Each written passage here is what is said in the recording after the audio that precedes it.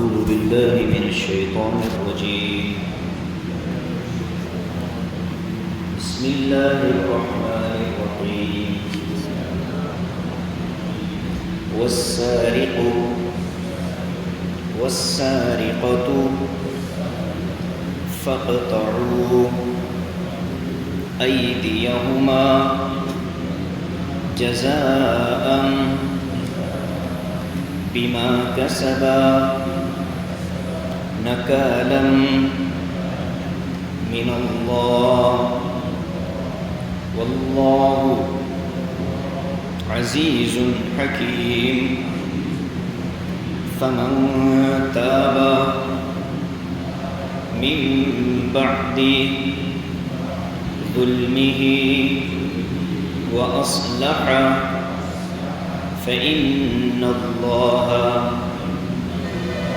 يتوب عليه إن الله غفور رحيم. ألم تعلم أن الله له ملك السماوات والأرض يعذب من يشاء ويغفر لمن يشاء والله على كل شيء قدير. صدق اللہ. ترجمہ دیکھیں. والسارق والسارقۃ، چوری کرنے والا مرد اور چوری کرنے والی عورت، فاقطعوا ایدیہما، ان دونوں کے ہاتھ کاٹو، جزاء بما کسبا، ان کے جرم کی سزا کے طور پر، نکالا من اللہ، اللہ کے عذاب کے طور پر، واللہ عزیز حکیم، اور اللہ تبارک و تعالی غالب ہیں، حکمت والے. فمن تاب من بعد ظلمہ، پھر جو آدمی توبہ کر لے اپنے ظلم و زیادتی کے بعد، واصلح، اور اپنی اصلاح کر لے، فإن اللہ یتوب علیہ، تو بے شک اللہ تبارک و تعالی اس کی توبہ کو قبول فرما لیتے ہیں. ان اللہ غفور الرحیم، بے شک اللہ تبارک و تعالی بہت زیادہ معاف فرمانے والے، رحم فرمانے والے. الم تعلم، اے مخاطب، کیا آپ نہیں جانتے، ان اللہ لہ ملک السماوات والارض، کہ یقیناً اللہ ہی کی ہے زمین و آسمان کی بادشاہت. یعذب من یشاء، جسے چاہتا ہے عذاب دیتا ہے، ویغفر لمن یشاء، اور جسے چاہتا ہے معاف کر دیتا ہے. واللہ علی کل شیء قدیر، اور اللہ تبارک و تعالی ہر چیز پر قادر ہے. ان تینوں آیتوں کے مضمون کو گزشتہ سے پہلے والے مضمون سے مناسبت اور تعلق ہے. جو حضرات پچھلے درس میں شریک تھے، جس میں ڈاکہ ڈالنے والوں کی سزا کا بیان تھا کہ ان کو کیسے سزا دی جائے گی، ہاتھ پیر کیسے کاٹے جائیں گے، یا قتل کیا جائے گا، سولی پر چڑھایا جائے گا، یا پھر ان کو شہر بدر کیا جائے گا، گاؤں سے نکالا جائے گا. گویا کہ ایک معنی میں عمومی جرم کی سزا تھی، جس میں مجرم کئی لوگ ہوتے ہیں. عام طور پر ڈاکہ ڈالنے والی پوری ایک جماعت ہوتی ہے. ایک آدمی ڈاکہ نہیں ڈالتا الا ماشاء اللہ. عمومی طور پر دنیا میں ڈاکہ ڈالنے کے لیے پوری ایک جماعت کام کرتی ہے. اور اس کے بعد درمیان میں اللہ تعالیٰ نے اپنے سے قریب آنے کا حکم دیا. یا ایھا الذین آمنوا اتقوا اللہ وابتغوا الیہ الوسیلہ، کہ لوگوں اللہ سے قریب ہو جاؤ. تو وسیلہ اللہ سے قرب کو کہتے ہیں. درمیان کی یہ 3 آیتیں جو تھیں، یہ صرف ایک معنی میں یوں سمجھیں کہ مضمون کو اللہ کی طرف متوجہ کرنے کے لیے کہ اب سزاؤں سے ڈر رہے ہو، لیکن وہی اللہ اگر اس کے قریب آؤ گے تو تمہیں کامیاب کر دے گا۔ اور میں نے بتلایا تھا کہ نوافل اللہ سے قرب کا سب سے مضبوط ذریعہ ہے۔ گناہ اللہ سے انسان کو دور کرتا ہے، عبادات انسان کو اللہ سے قریب کر دیتی۔ اب جو آیت ہے جس کا ترجمہ ہوا ہے، ترجمے سے آپ نے اندازہ لگایا ہوگا کہ یہاں انفرادی مجرم کا ذکر ہے۔ انفرادی مجرم جو اکیلا جرم کرتا ہے، چوری والا، تو چور کی سزا کیا ہے؟ چور کسے کہتے ہیں، چوری کسے کہتے ہیں؟ ایک تو اردو کا چور ہے، اردو کی چوری ہے کہ ہر ایک شخص کو ہم کہ جس نے کسی مال کو، چاہے وہ خیانت کے ذریعے ہو، ڈاکے کے ذریعے ہو، ظلم کے ذریعے ہو، ہم کہتے ہیں کہ اس نے مال چرا لیا ہے، چوری کر لی۔ شریعت مطہرہ میں چوری خاص عمل کا نام ہے، اور اس خاص عمل پر خاص سزا ہے۔ ہر قسم کے چور کی سزا یہ نہیں، بلکہ مخصوص قسم کا چور ہے جس کی سزا ہے اسلام میں ہاتھ کا کاٹنا۔ یہ اسلامی تعلیمات سے مکمل طور پر واقف نہ ہونے کی وجہ سے لوگ کہتے ہیں کہ اسلام میں چور کی سزا ہاتھ کاٹنا ہے، حالانکہ ایسی بات نہیں ہے۔ بہت سارے چور ہوتے ہیں لیکن سزا میں ان کے ہاتھ نہیں کاٹے جا سکتے۔ مخصوص قسم کا چور ہے جس کے ہاتھ کاٹنا اس کی سزا ہے۔ اور سزائیں میں نے اس سے پہلے بھی غالباً سورہ بقرہ میں عرض کیا تھا کہ سزاؤں کے معاملے میں اسلام کا نظام کیا ہے۔ انسان جو بھی جرم کرتا ہے بطور سزا، اس کے 3 حیثیتیں ہوتی ہیں۔ یا تو اس میں اللہ اور بندے دونوں کا حق مشترک ہوتا ہے، کوئی ایسا جرم ہو کہ جس میں حقوق العباد میں بھی کمی ہو، حقوق اللہ میں بھی کوتاہی ہو، تو ایسی سزائیں عام طور پر قرآن میں ان سزاؤں پر، ان جرائم پر سزا رکھی گئی۔ بہت سارے جرائم وہ ہوتے ہیں جن کا تعلق صرف حقوق اللہ سے ہوتا ہے، تو اسلام میں خاص طور سے قرآن و سنت میں ان کی سزائیں بیان نہیں کی گئی۔ یہ بات سمجھنے کی اور دنیا کو سمجھانی ہے کہ اسلام کو جو شدت پسند مذہب بتایا جا رہا ہے، انہی آیتوں کو تو وسیم رضوی نے پیش کیا تھا دلیل میں کہ ان آیتوں کو قرآن سے نکالا جائے، تو اس کمبخت کو بتایا جائے کہ صورتحال اصل یہ ہے کہ اسلام نے قرآن کریم کو جو بنیاد بنایا ہے، اس میں سزاؤں کے، جرائم کی سزا کا جو معیار ہے وہ 2 طرح کا ہے۔ بعض سزائیں وہ ہیں، بعض جرم وہ ہیں کہ جن کا تعلق 100% انسانوں سے ہے، 100% انسانوں سے ہے، تو اسلام نے اس کی سزا بھی اسی درجے کی رکھی۔ مثال کے طور پر کسی نے کسی انسان کا قتل کر دیا اور اس کا قتل ثابت ہو جائے اور اس نے جان بوجھ کر قتل کیا ہو، تو ہم پڑھ کر آئے ہیں کہ بدلے میں اس کو قتل کیا جائے گا۔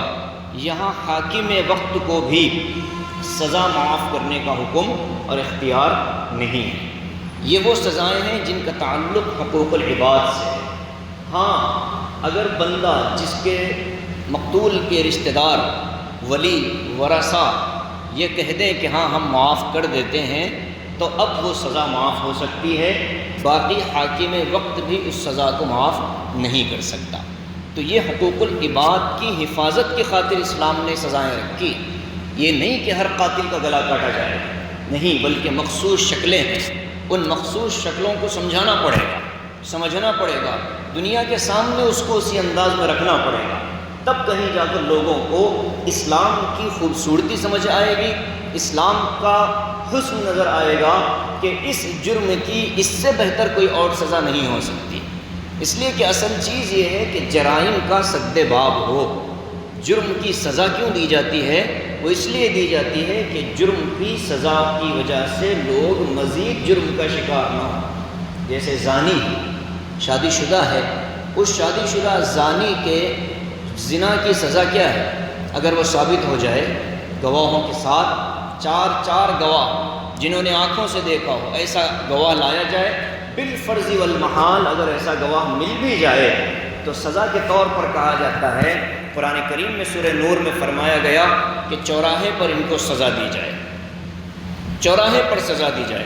اس کی حکمت میں شاہ ولی اللہ صاحب محدث دہلوی رحمۃ اللہ علیہ لکھتے ہیں، اور اس بات کو ابھی ہمارے ملک میں ایک شخص ہے وحید الدین خان صاحب، بہت زبردست لکھاڑی، ان کے عقائد صحیح نہیں ہیں، غلط ہے، ہمیں اس سے 100% اختلاف ہے، لیکن اس نے شخص نے کتاب لکھی، اور وہ کتاب مغربی دنیا کو، لبرل ذہن والوں کو اسلام کی سزاؤں کے بارے میں مطمئن کرنے کے لیے کافی ہے۔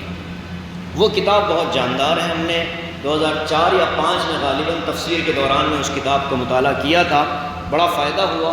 اس میں انہوں نے لکھی کہ ان سزاؤں کی حکمت کے اندر یہ بات داخل ہے کہ ایک بندہ اگر جرم اس کا ثابت ہو جائے، سزا دے کر اس کے جرم کو اس کے ساتھ دفن کر دیا جائے گا۔ اگر اس کو معاف کر کے چھوڑا جائے تو اس کو دیکھ کر 4 لوگ اور مجرم بنیں گے، اس سے سماج میں فساد پیدا ہوگا، اصلاح ختم ہو جائے گی، انتشار پیدا ہوگا، اور لوگوں کے اندر جرائم کے کرنے کا مادہ اور حوصلہ پیدا ہوگا۔ تو یہ چیزیں اسلام کی ایسی خوبصورت ہیں کہ ان کو پوری شدت کے ساتھ، پورے یقین کے ساتھ ان کو لوگوں کے سامنے رکھنا ہے۔ پہلی سزا تو وہ ہوتی ہے جس کا تعلق انسانوں سے ہوتا ہے۔ بعض سزائیں، بعض جرائم وہ ہیں جن کا تعلق اللہ اور بندے کے ساتھ مشترک ہوتا ہے، اور بعض جرائم وہ ہوتے ہیں جو خالص اللہ کے ساتھ خاص ہوتے ہیں، نماز کا ترک کر دینا، اور وہ سزا، وہ جرم جو اللہ اور بندے کے درمیان مشترک ہے، زکوٰۃ کا نہ دینا۔ زکوٰۃ جہاں اللہ کا حکم ہے وہیں بندوں کے ساتھ احسان بھی ہے، وہیں بندوں کے ساتھ مروت بھی ہے۔ تو اگر کوئی زکوٰۃ کا منکر ہے تو اب اس کی سزا کے لیے اسلام نے حاکم وقت کو اختیار دیا ہے کہ وہ جو سزا طے کرے اپنے حساب سے اس پر عمل کر لے۔ تو یہاں جو سزا کا بیان ہے وہ چوری کی ایک مخصوص شکل ہے، اس کو سمجھیں۔ اسلام میں چوری کا معیار کیا ہے؟ مال کون سا چوری والا مانا جاتا ہے؟ ایک تو لائٹ کی چوری ہے، یہ بھی چوری میں داخل ہے، کسی نے چپل چرا لی، یہ بھی چوری میں داخل ہے۔ بہرحال یہ مثالیں جلدی سمجھ میں آتی ہیں۔ تو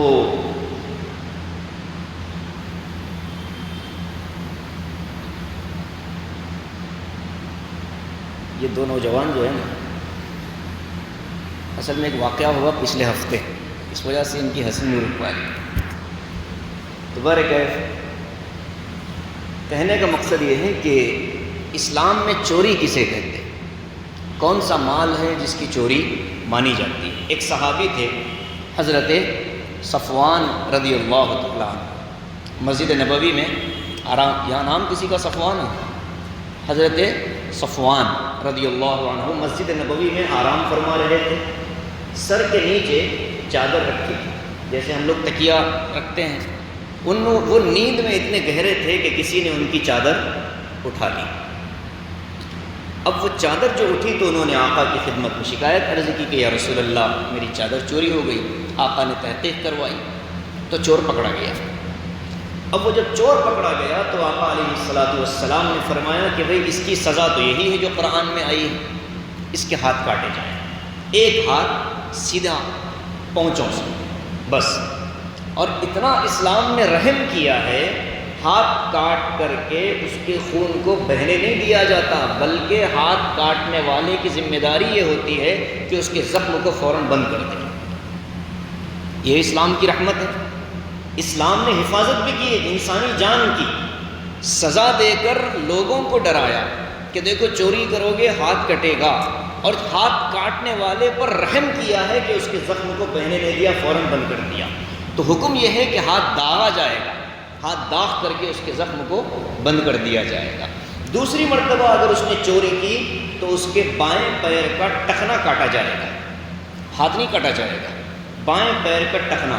تیسری مرتبہ اگر اس نے چوری کی تو اب اس کا جسم نہیں کاٹا جائے گا، اس کو قید میں ڈال دیا جائے گا۔ یہ طے اصول ہے قرآن و سنت کی روشنی میں۔ تو وہ جو چادر چوری ہوئی تھی، اس چادر کے چور کو آقا علیہ السلام نے یہ سزا دی۔ اب اس چادر کی ویلیو کیا تھی؟ اس میں امام شافعی رحمۃ اللہ علیہ فرماتے ہیں، امام مالک رحمۃ اللہ علیہ فرماتے ہیں کہ یہ 1 دینار کی تھی۔ امام اعظم ابو حنیفہ رحمۃ اللہ علیہ فرماتے ہیں کہ 10 درہم کی تھی۔ اب طے ہو گیا کہ کتنے مال کی چوری پر ہاتھ کٹے گا؟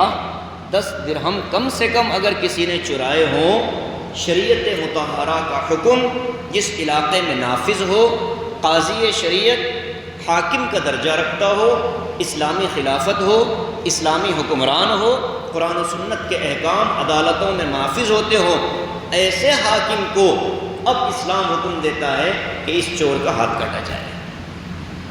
اتنی پابندیاں، اتنی شرائط، اور اس میں بھی اگر خدا نہ خواستہ اس کے جرم میں کسی بھی طرح کا کوئی شبہ پیدا ہو جائے، معمولی شبہ کہ شاید اس نے چوری کی یا نہیں کی، تو اب حاکم وقت یہ فیصلہ کرتا ہے کہ اس کے ہاتھ نہیں کٹیں گے، اس لیے کہ شبہ نے آ کر کے اس کو بچا لیا۔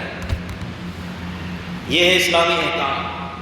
بال برابر بھی اگر کسی سزا کے نفاذ میں شبہ آ جائے، شبہ کس طرح آتا ہے؟ شبہ یوں آ جائے کہ اگر جو مال چرایا گیا، چور نے یوں کہا کہ اس میں میرا بھی حصہ ہے، گویا کہ میں بھی اس کا مالک ہوں 1 درجے میں، تو اس کے مالک ہونے کے شبہ کی وجہ سے اس کے ہاتھ نہیں کاٹے جائیں گے۔ اب یہاں ثابت یہ ہوا کہ وہ مال جو کسی کی ملکیت میں ہو، وہ مال جو کسی کی ملکیت میں ہو، پہلی شرط کوئی اور اس کا مالک نہ ہو۔ دوسری شرط یہ ہے کہ وہ مال محفوظ ہو، چاہے وہ کسی جگہ محفوظ ہو یا اس پر کوئی نگران حکمران ہو، نگران ہو وہ حفاظت کر رہا ہو، دوسری شرط۔ تیسری شرط، مالک کی نگاہوں کے پیچھے سے اس کو چرایا جائے، سامنے سے آ کر نہیں لیا جائے۔ سامنے سے آ کر لینا ڈاکہ کہلاتا ہے، چوری نہیں کہلاتی، اس کو غصب کہتے ہیں، اور غصب کی یہ سزا نہیں ہے، ہم پچھلے پڑھ کے آئے۔ 3 شرطیں ہو گئی۔ پہلی شرط یہ ہے کہ مال مملوک ہو، کسی کی ملکیت میں ہو۔ دوسری شرط یہ ہے کہ وہ محفوظ ہو، کسی کی حفاظت میں ہو۔ ایسے نہیں کہ کسی نے چھوڑ دیا ہے اور وہ کسی نے اٹھا لیا ہو تو اب وہاں آ کر اس کو چوری کی سزا نہیں ہوگی، اس لیے کہ کھلا مال پڑا تھا، کوئی محافظ نہیں تھا، میں نے اٹھا لیا، بس شبہ پیدا ہو گیا۔ اور جہاں شبہ پیدا ہوتا ہے، اسلام کی سزاؤں میں اسلام کی سزائیں بڑھ جاتی ہیں۔ یہ بتایا جائے دنیا کو، بال برابر بھی شبہ پیدا ہو گیا تو سزا جاری نہیں ہو سکتی۔ یہاں تک کہ قتل کا جو قصاص ہے اس میں بھی اگر شبہ پیدا ہو جائے تو قصاص ہٹ جاتا ہے۔ زانی کی جو سزا ہے اگر شبہ پیدا ہو جائے تو سزا رک جاتی ہے۔ آخرت کا معاملہ اللہ دیکھے گا، لیکن حاکم کو جو حدود اسلام نے پابند کیے ہیں، حاکم کے لیے جو باؤنڈریز کھینچی ہیں، اگر بال برابر بھی شبہ آتا ہے تو اس شبہ کی بنیاد پر سزا موقوف ہو جاتی ہے۔ اب آخرت کا معاملہ اللہ کے حوالے، اللہ نے اگلی آیت میں اس کو بھی صاف کر دیا۔ تو سزاؤں کے معاملے میں اسلام کا نظام بہت عمدہ ہے، دنیا نے اس کو فالو کیا ہے۔ ایسا نہیں کہ دنیا نے اس کو قبول، دنیا نے کیا، بہت سارے ممالک میں یہ سزائیں رائج ہیں، اور جن ممالک میں یہ سزائیں رائج ہیں کہ وہاں چور کا ہاتھ کاٹا جاتا ہے، وہاں چوری کی مقدار پوری دنیا کے مقابلے میں سب سے کم ہے۔ جن ممالک میں قاتل کو قتل کیا جاتا ہے ان ممالک میں قتل کرنے والے بہت کم ہوتے ہیں، اور جن ممالک میں زانی کو قتل کیا جاتا ہے ان ممالک میں زنا کی شرح بہت کم ہو جاتی ہے۔ یہ اسلامی سزاؤں کی خوبصورتی ہے کہ لوگ اس سے ڈرتے ہیں، اور اس میں اللہ کی حکمتیں پوشیدہ ہیں۔ تو ان 4 شرائط کے ساتھ سزا دی جائے گی۔ مال مملوک ہو، محفوظ ہو، سامنے سے نہیں بلکہ پیچھے سے چرایا جائے، اور مجرم کسی نہ کسی بھی شبہ سے بالاتر ہو۔ اگر ان 4 شرائط میں سے ایک بھی شرط نہ پائی جائے، مجرم یہ کہے کہ میں نے جو مال اٹھایا ہے مالک کی آنکھوں کے سامنے سے میں نے لیا، وہ خاموش بیٹھا تھا، اگر مالک کی نگاہوں کے سامنے سے لے جا رہا ہے تو ایسے چور کے ہاتھ بھی نہیں کاٹے جائیں۔ اب بتائیے، اسلام رحمت والا مذہب ہے یا سختی والا مذہب؟ یہاں تو بے قصوروں کو 20-20 سال 30-30 سال سزاؤں کے اندر مبتلا کر دیا جاتا ہے۔ کسی حق بولنے والے کو محض اس کے حق کی وجہ سے 20 سال اسلامی مملکت جیسے علاقوں کے اندر قید و بند کی صعوبتوں میں ڈال دیا جاتا ہے۔ وہاں کوئی آواز نہیں اٹھاتا، حقوق انسانی کی تنظیمیں چپی سادھی رہتی ہیں، اور جہاں قرآن کریم کی کوئی آیت سامنے آئے کہ جس کے اندر کانٹیکسٹ کو سنائے بغیر، تفصیلات کو بتلائے بغیر قرآن کے ایک لفظ کو اٹھا کر قابل اعتراض بتایا جائے لوگ اس پر ہنگامہ مچا دیتے ہیں۔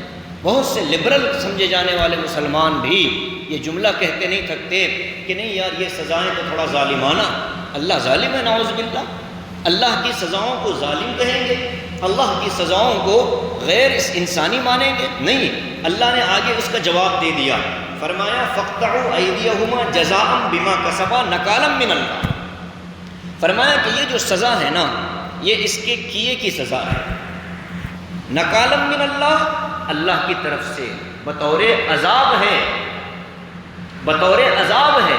اور یہ عذاب دنیا میں اس لیے دیا جا رہا ہے کہ دنیا والوں کو اس جرم کی سزا کا احساس ہو جائے، دنیا والوں کو پتہ چلے کہ یہ کریں گے تو یہ ہوگا، آخرت کا عذاب تو ہوگا لیکن دنیا کے اندر بھی اس کو خوف اور ہیبت اس کے دل میں بیٹھے۔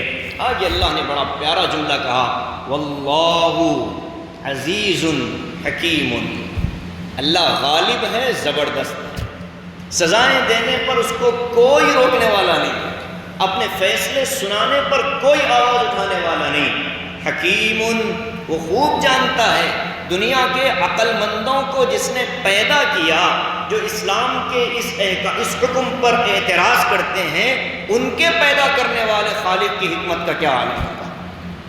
وہ خود جانتا ہے کہ اس میں کیا حکمتیں ہیں، وہ خوب جانتا ہے کہ اس میں کیا مصلحتیں ہیں، وہ خوب جانتا ہے کہ اس میں کیا فوائد ہیں، تو محض ظاہری چیز کو دیکھ کر اس کی حکمتوں کو نہ سمجھنے سے اعتراضات پیدا ہو جاتے ہیں۔ آگے اللہ نے فرمایا، آیت صاف ہو گئی بھائی، فمن تابا، آگے فرماتے ہیں اگر کسی نے چوری کی اور سزا مل گئی، عادت نہیں چھوٹی۔ دیکھیں دو گناہ ایسے ہیں، عام طور 3 گناہ ایسے ہیں کہ عام طور پر ان کی عادت نہیں چھوٹتی، اللہ ہماری حفاظت فرمائے۔ ایک تو چوری ہے، ایک مرتبہ جس نے چوری کی اس کو ہمت ہوتی ہے مزید آگے چوری کرنے کی، ایسے ہی زنا، ایک مرتبہ کسی نے ہمت کر کے زنا کر لیا، اب اس کو اور جرأت ہوتی ہے۔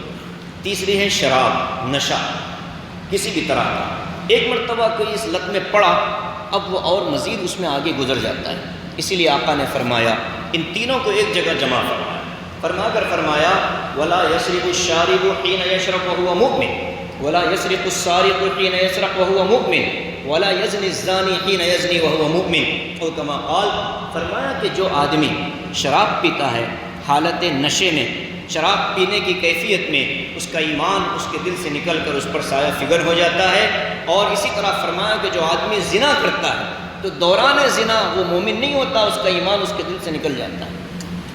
چوری کے بارے میں فرمایا کہ جو چوری کرتا ہے اس کا دل بھی ایمان سے خالی ہو جاتا ہے، جب وہ اس عمل سے ہٹ جاتا ہے تو پھر دوبارہ ایمان اس کے دل میں آتا ہے۔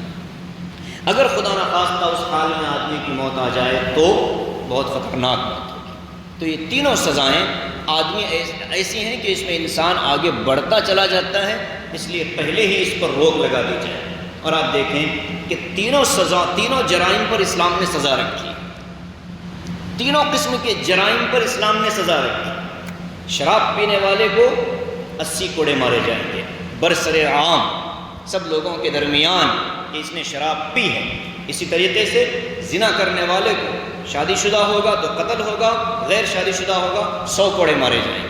ایسے ہی چور جس نے اس طرح کی چوری کی ہے تو اس کو بھی پھر اس ہاتھ کاٹ کر کے اس کی سزا سے محروم کیا جائے گا۔ عجیب بات یہ ہے کہ چور کا وہ عزم کاٹا جا رہا ہے کہ جس سے اس نے چوری کی۔ آلہ عمل، چوری کا آلہ کیا تھا؟ ہاتھ تھا، ہاتھ کاٹ دیا گیا، لیکن زنا کرنے والے کا آلہ زنا نہیں کاٹا جائے گا، اس لیے کہ چوری کرنے والے کے ہاتھ کاٹنے سے انسانیت کا کوئی نقصان نہیں ہے، لیکن اگر زنا کرنے والے کے آلہ زنا کو کاٹ دیا جائے تو نسل انسانی موقوف ہو جاتی ہے۔ اب شرابی چونکہ اس کا عمل پورے جسم سے متعلق ہے، شراب پینے والے کے اعضاء پورے کے پورے معوف ہو جاتے ہیں، تو اس کی سزا اس کو پورے جسم پر کوڑے برسائے جائیں گے۔ تو ہر سزا کی حکمتیں قرآن کریم کے اندر جو بیان کی گئی ہیں، یقین ہوتا ہے اللہ آپ ہی ہیں جو یہ سزائیں تجویز کر سکتے ہیں، آپ کے علاوہ کوئی اور اتنی حکمتوں والا نہیں ہے۔ آگے فرمایا کہ کوئی اگر اس گناہ کے بعد توبہ کر لے، فمن تابا، کہ جو توبہ کر لے، من بعد ظلمہ، اپنی زیادتی کے بعد، چوری کے بعد، واصلح، آئندہ کی زندگی میں چوری نہ کرنے کا پکا عزم و ارادہ کرے۔ یہاں مفسرین فرماتے ہیں کہ اس توبہ کے لیے ایک شرط یہ ہے کہ جس کا مال چرایا تھا اس کو لوٹا دے، ضائع ہو گیا ہو تاوان ادا کرے، نہیں ہے تو اس سے معاف کروا لے۔ ان تینوں شرائط کے ساتھ جس کا مال چرایا تھا لوٹا دے، ہے نہیں ہے تو تاوان ادا کرے، نہیں ہو سکتا تو اس سے مل کر کے اس سے معافی مانگ لے، اس لیے کہ معاملہ حقوق العباد سے متعلق ہے۔ رہی بات اللہ کی، اللہ فرماتے ہیں فإن اللہ یتوب علیک، اللہ تبارک و تعالی معاف فرما دیں گے۔ ان اللہ غفور الرحیم، بے شک اللہ تعالیٰ بہت معاف فرمانے والے، رحم فرمانے والے ہیں۔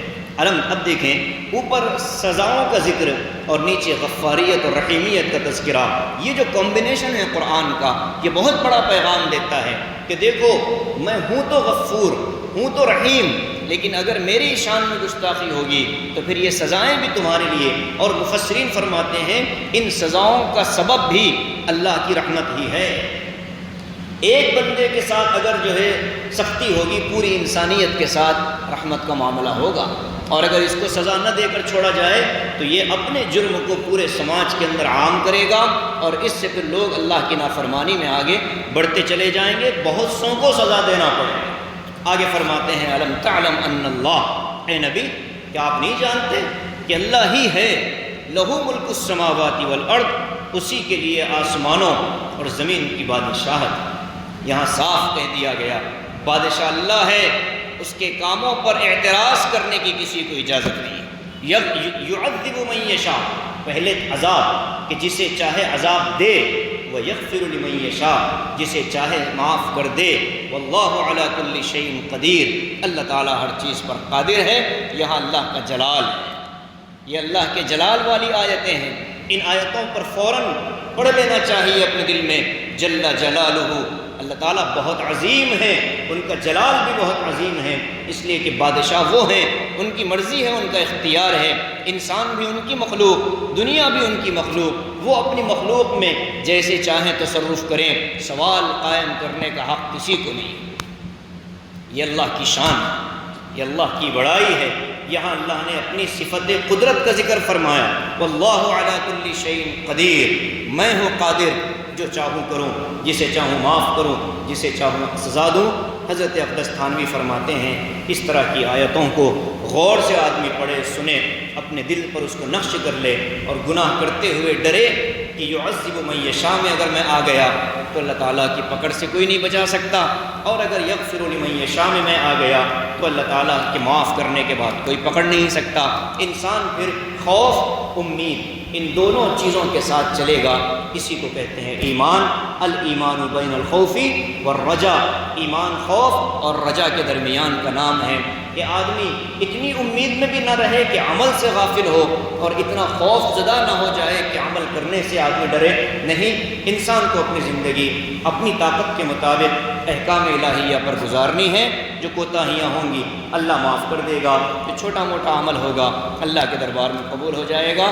یہ اگر انسان بیلنس والی زندگی گزارے، یہی اہل ایمان کی شان ہے اور یہی اہل ایمان کی پہچان ہے۔ آگے پھر وہی پرانا مضمون آ رہا ہے، یہود و نصارہ سے گفتگو، یہود و نصارہ کا مضمون۔ اب یہاں یہ مضمون شروع ہوگا تو تقریباً 6 پارے کے ختم تک چلے گا، بلکہ سورہ مائدہ کے اختتام تک یہود و نصارہ کا تذکرہ، ان کے واقعات اور ان سے متعلق چیزوں کو اللہ رب العالمین نے بیان فرمایا۔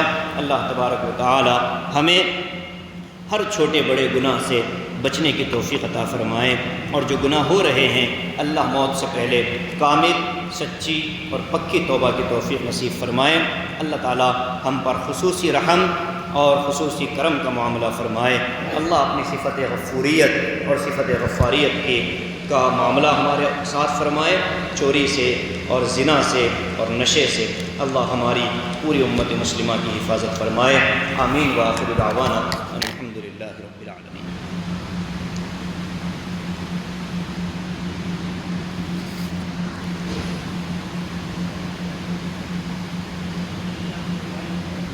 کب ہوا؟ کہاں پر؟